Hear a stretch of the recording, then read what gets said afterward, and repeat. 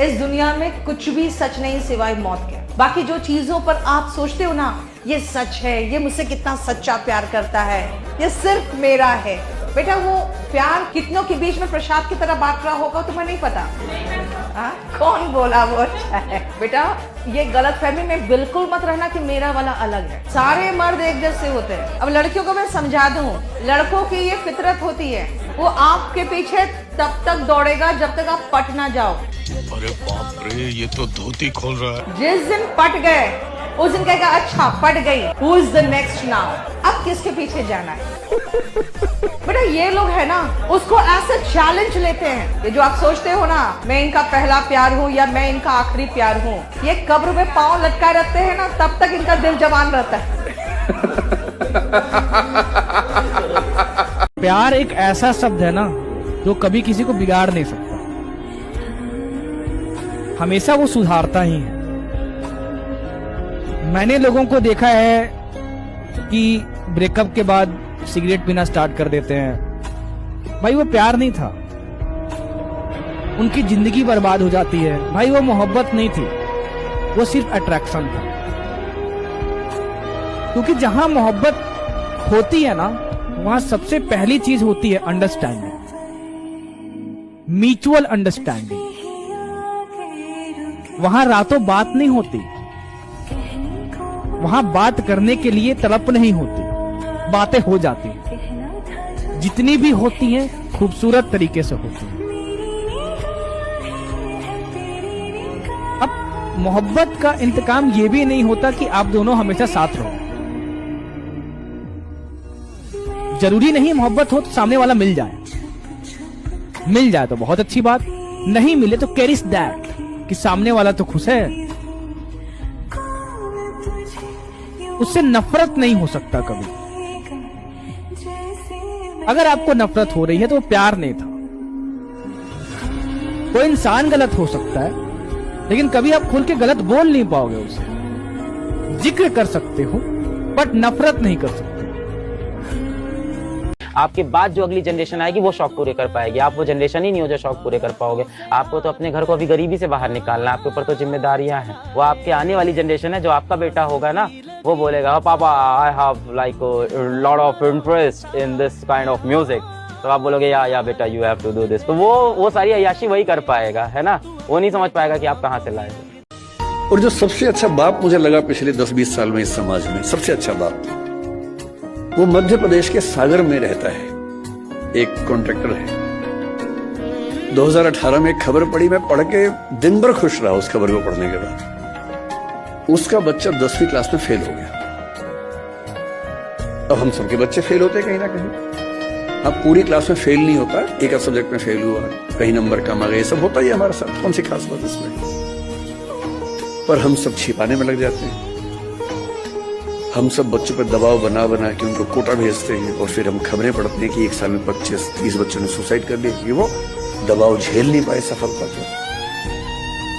उस बाप को बड़ी चिंता हो गई कि मेरा बच्चा फेल हुआ है, उसके आसपास के बच्चे चिढ़ाएंगे, उन बच्चों के पेरेंट्स चिढ़ाएंगे, बुलिंग होगी, इस बच्चे पर दबाव ना हो जाए। उसने क्या किया, उसी दिन शाम के समय एक बहुत बड़ी पार्टी दी, सबको बुलाया। एक पार्टी है, बताया नहीं क्यों बुलाया, बच्चे को उसने बुलाया और सबके सामने बोला ये पार्टी इसलिए है कि मेरे बच्चे ने मेहनत की थी, फेल हो गया कोई बात नहीं, मैं एकदम इसके साथ हूं, और ये बच्चा मोटिवेशन के साथ अगले साल आपको पास होकर दिखा देगा, डरने की बात नहीं।